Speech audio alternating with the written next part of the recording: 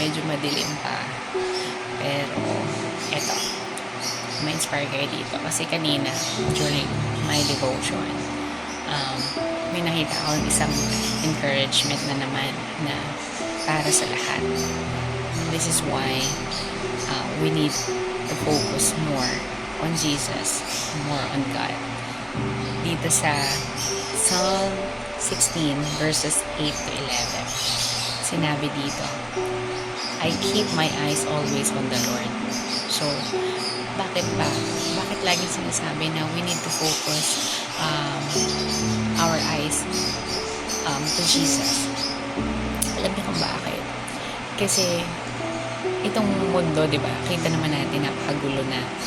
And we don't need to focus on this. But instead, kailangan ipag-pray pa natin lalo. And this is why we need to focus more on Jesus. Sabi dito, kapag tayo ay na kay Jesus, sa verse 8, we will not be shaken. Sa verse 9 naman, kapag tayo ay na kay Jesus, He will give us rest. Our rest is secure.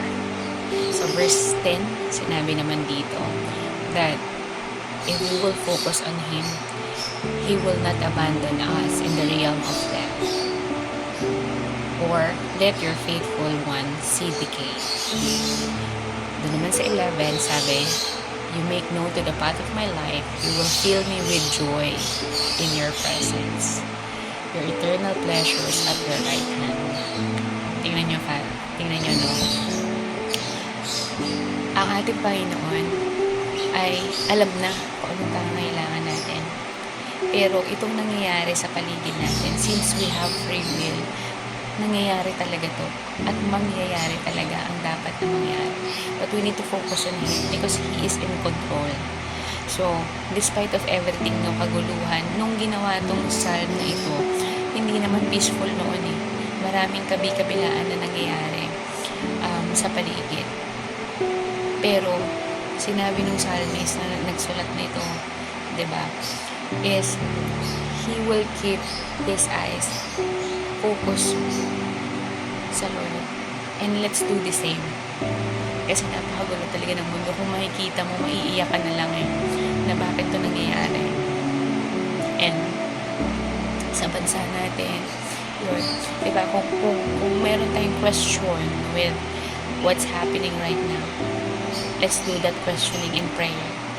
Let's pray for the situation na nangyayari ngayon sa bansa natin.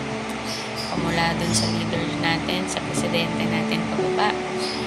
Kung may nakikita tayong pangyayari sa community natin, let's pray for that. Kung may nakikita tayong kaguluhan towards our family, let's pray for that. At is lalong-lalo na, kung may nakikita ka ng circumstances na hindi maganda sa buhay mo, pray for that.